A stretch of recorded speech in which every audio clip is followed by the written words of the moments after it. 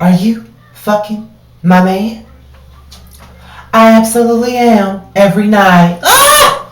I'm sorry, y'all. This shit is still fucking hilarious. To me, that shit is still fucking hilarious, okay?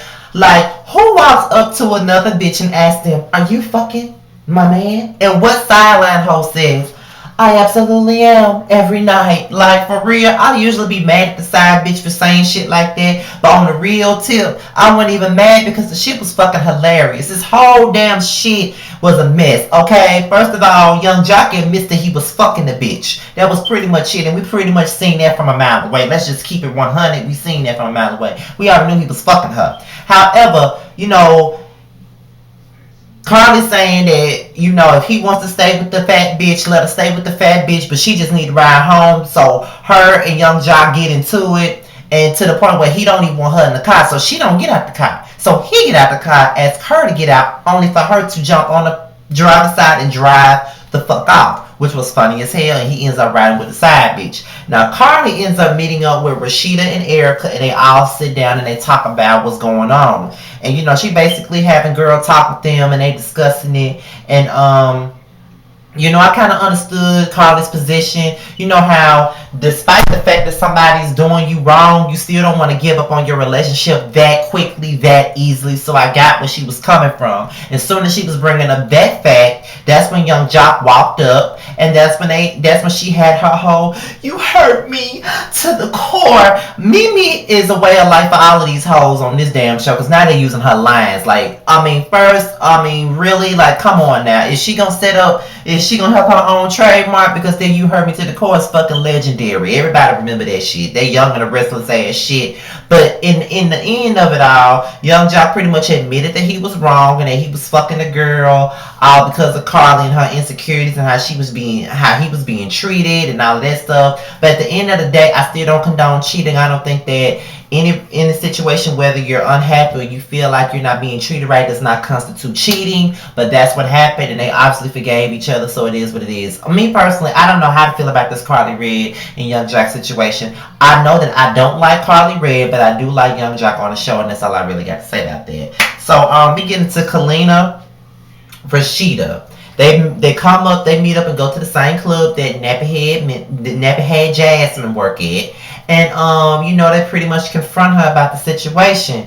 Rashida questions her, asks her was she fucking Kirk. She denies it. She, said that they had phone conversations, but it was pretty much about the fact about her keeping the baby. And it was funny. You know what I'm saying? But Jasmine is so pretty for her hair to be so damn nappy. Like, bitch, do something with your fucking hair. And Kalina, she really cool. Like, when I first found out she was going to be on Love and Hip Hop, I didn't really know how to take that. You know what I'm saying? I was like, what the fuck she doing? Why is she on Love and Hip Hop? Is she doing anything for relevance? You know what I'm saying? But her personality is making me like her, so she need to put out some music and make me more interested, because I love her attitude. She's really a cool ass bitch and I like it. But Rashida decided to just go ahead and take that story with a grain of salt and just say nothing happened, but Kalina don't believe that nothing happened, but we'll see how that goes. So Tammy and Jocelyn. Apparently Jocelyn is close to Deb Antony.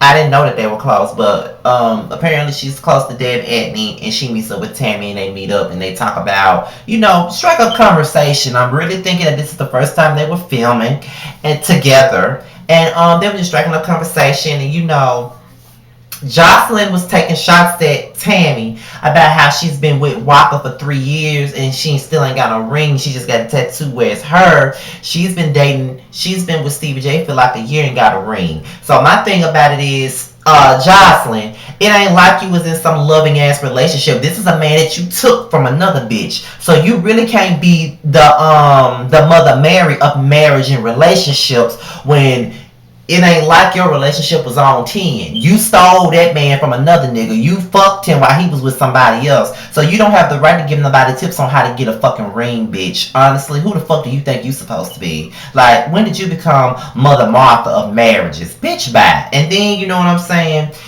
Tammy is apparently supposed to be styling Jocelyn for the Hip Hop Weekly, and everything that Tammy has in mind for her, Jocelyn don't want to do it because she feels like she needs to show a little bit more ass and be sexy. But you know, that's all that Jocelyn knows because she's a hoe, and that's all she pretty much knows how to do is to show her ass for attention. That's how she got Stevie. So what else do you think? So that's when Tammy gets up with Mimi and Rashida, and they talk about you know what I'm saying? I think this was Tammy and Mimi first time meeting, and I think that's when Tammy brought up Jocelyn. No, Mimi brought up Jocelyn talking about Stevie J and how the shit is fake between Jocelyn and Stevie J.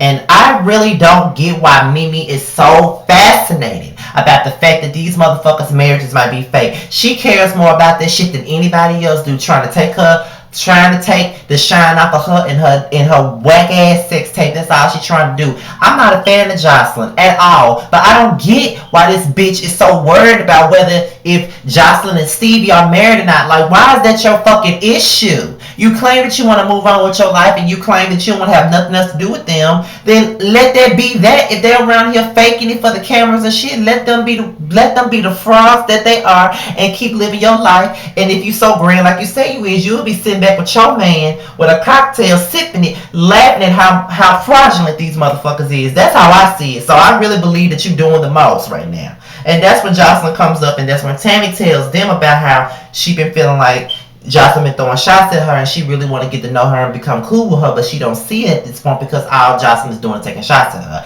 And that's when Mimi decides to give her advice and say, you know what I'm saying, it doesn't matter how cool she may appear with you, she will stab you in your fucking back. That's pretty much what she was telling Tammy. So then Dawn and Mimi meets up with Benzino or whatnot, and they pretty much give Benzino the proof that Dawn showed to Mimi, and that the proof that Dawn showed to Stevie, pretty much showing him all the proof that the marriage is fake and how he was basically got the article printed in his magazine under false pretenses. They are not really married, and if they weren't married, the marriage certificate would be public knowledge. Everything's done by computer these days. It would be public. But since there's no marriage certificate, there's no marriage. Now, Benzino does not want to listen to what the fuck Dorothy and Sophia got to say about the situation. So with that being said, of course, those are serious accusations, and he has in his mind that, okay, I gotta protect my business, which is the smart thing to do. So he got to question his brother, his best friend, about the situation. Although he don't want to, and although he don't think that Stevie J would do some shiesty shit, like have him print an article about a marriage that's not even real under false pretenses, and knowing that it'll put,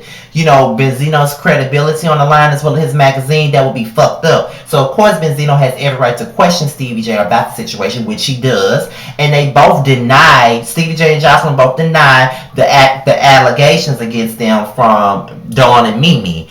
Dawn, number one, first of all, before I get into that, me personally, I don't think that Stevie J married. I really do think that they're being fake about it, because Jocelyn said July 28th, Stevie said June 28th. How the fuck you don't remember your damn wedding? And how the fuck both of y'all get the days mixed up? Number one. Number two, Dawn is only mad because she got fired and she don't even see what she doing. Like, your own love and hip hop, scripted or not, you're not showing yourself in the correct light. You're supposed to be a booking manager, but because you got fired, you want to set a motherfucker out. That's not making you look good at all. And Mimi, why don't you worry about Nico and your sex tape and stay out of these folks' business? You don't want Stevie in your business about your porn tape, then stay out of their motherfucking business about their fucking fraudulent ass marriage. That's how I feel. All y'all can stay out of each other's business. Stevie, stay out of Mimi's shit about the porn tape, and Mimi, stay out of Stevie's shit about him and Justin's fraudulent ass marriage. Like, it's really annoying. All that's really annoying, but the shit is good though. The tea is good.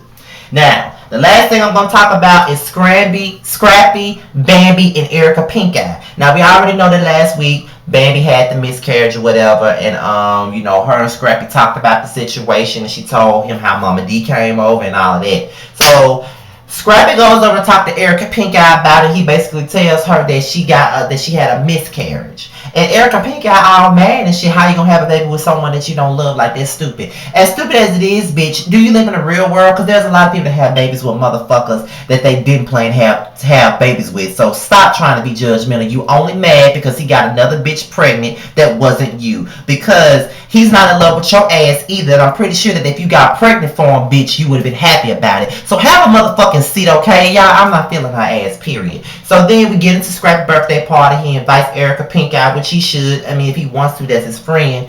And he, hugs her. And that's why Mama D, with her messy ass, put the bug up a Bambi to go over there and talk to her. Now, I honestly believe that Mama D already knew about Scrappy and Erica Pink Eye's relationship because she does know every single aspect about Scrappy's life. Let's just be real about it. So Scrappy introduces Erica Pink Eye to Bambi, and then Erica Pink Eye proceeds to say, "Well, I'm sorry about everything that happened.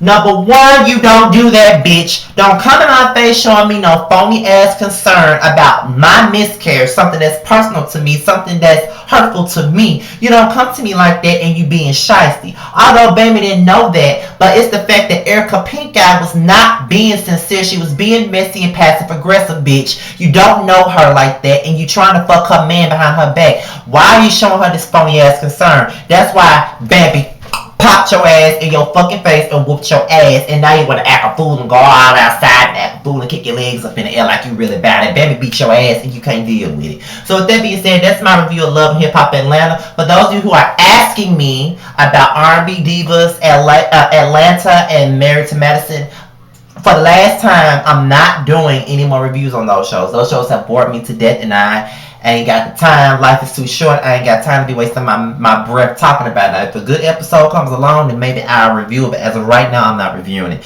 Bad Girls Club 12. My job got the best of me last week, so I did not do a video. I was too damn tired to do one. However, I will be putting episodes 2 and 3 on one video come probably later on tonight when I get home from work. And I'm out of here, you guys. Peace.